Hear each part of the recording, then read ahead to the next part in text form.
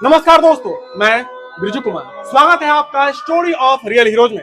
दोस्तों, आज के पॉडकास्ट में हमारे स्पेशल गेस्ट हैं मैथिली सुप्रसिद्ध गायक गौरव ठाकुर जी। तो आइए इनसे संवाद के जरिए इनके जीवन काल और अनुभव को नजदीक से देखने और समझने का प्रयास करते हैं। नमस्कार गौरव जी, आपका स्टोरी ऑफ रियल हीरोज में बहुत बहुत स्वागत है। नमस्कार। और स्टोरी ऑफ रियल हीरोज देखने वाले जितने भी हमारे तमाम श्रोतागण हैं और जितने भी हमारे देवता रूपी आदरणीय बड़े छोटे जो भी लोग हमें सुनते हैं, प्यार करते हैं, सबों को प्रणाम है जी।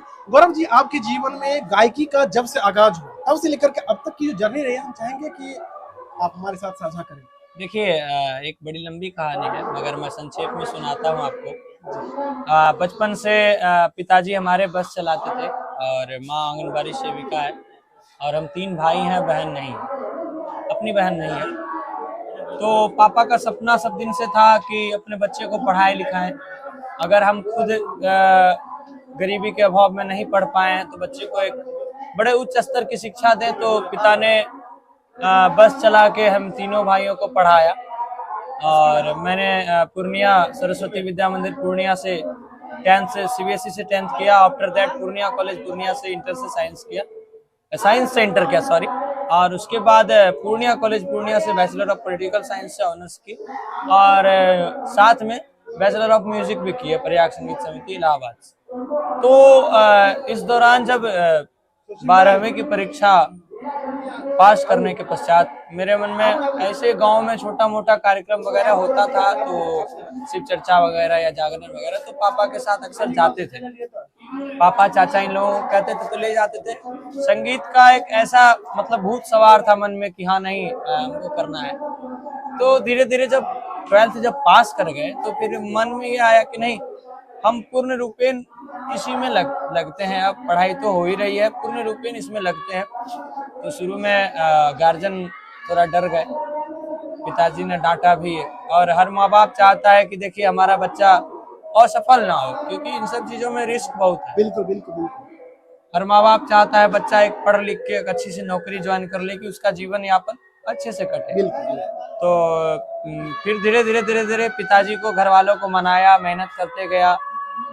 बड़ी मुश्किल से महीने में 2000 रुपया जमा करते थे तो एक गाना गाते थे। भागलपुर में प्रियांशु सिंह है, अभी वो भी बहुत आगे बढ़ चुका है, मेरा बड़ा अच्छा मित्र है वो। और उसके पास जाके गाते थे। उसके बाद पापा को बोला कि हमें सीखना है तो हमको एक हारमोनियम चाहिए। तो मुझे याद है उन दिनों गरीबी घर की। पापा 4 भाई हैं, अब तो 3 है, पापा एक्सपायर करके पिछले साल। तो 3-3 हजार रुपये करके 12,000 रुपये में हमको एक हारमोनियम खरीद दिए भागलपुर से। फिर उसको लिया मैंने और पूर्णिया कला भवन में संगीत सीखा। और एक जगह और क्लास किया, सुर मंदिर संगीत महाविद्यालय मुरलीगंज में। फिर वहीं से बैचलर ऑफ म्यूजिक भी किए हैं। तो धीरे धीरे सीखते गए और फिर आगे बढ़ते गए, कार्यक्रम वगैरह करते गए। और उसके बाद इसी तरह संपर्क बढ़ता गया। दिल्ली गए तो एक कंपनी है मोनाबिक म्यूजिक, वहाँ गए तो उस समय मैथिली का चहल पहल ज़्यादा था। एक भाई हैं बंशीधर चौधरी जी, उनके गाने नए अच्छे खासे चल रहे थे, तो उनसे मेरी मित्रता हो गई बड़ी अच्छी। तो एक गाना मैंने गाया था, हम दोनों आपस में ही बैठे थे, तो मैंने कहा कि चल भाई तुम्हारा नाम है तो तुम्हारे ऊपर एक गाना गा के देखते हैं, क्या पता लोगों का प्यार मिल जाए। तो एक गाना मैंने गाया था, हर एक पूरे मनसी में हाला भेले के मौकी भाई के गेले। तो एक मजाक में गाए और हम लोग चैनल पे डाल दिए। तो वहां से आए तो हम सावन में हर साल जो है देवघर जाते हैं और तमाम कांवरिया भाइयों बहनों का सेवा करते हैं। भले जितने भी दिन मौका मिले तो बाबा के दरबार जाते हैं हर साल। तो जब बाबा के दरबार गए तो वहाँ बाबा से मांगे कि बाबा जिस तरह फलना फलने लोगों का आजकल गाना चल रहा है, मेरा भी चलेगा तो हम आपके पास 5 साल कांवर लेके पैदल आपके दरवाजे आएंगे।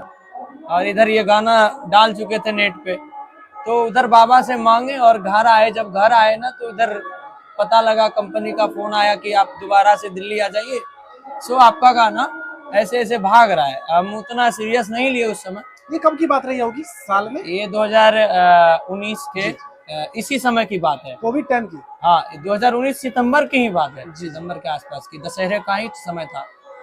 तो जब यहाँ आए ना, तो फिर दोबारा जब बंसी भी मिला, वो भी आया दिल्ली से, तो लोगों ने बड़ा चारों तरफ चर्चा देखे, तो फिर जाके गाना देखे तो देखे गाना तो 7-8 लाख चले गया है, 1-2 लाख रोज जा रहा है। फिर कंपनी ने बुलाया तो लगातार उस कंपनी का बहुत साथ रहा मेरे ऊपर, और सारा रहना खाना पीना गवाना, एक से एक गीत, फिर टीम बढ़ता गया, राइटर बढ़ते गए, संपर्क बढ़ता गया लोगों से। तो उसके बाद कभी पीछे मुड़ के ही नहीं देखे, एक से एक गाने लोगों के बीच अपना देते गए और सबका साथ मिलता गया ताज आपके बीच।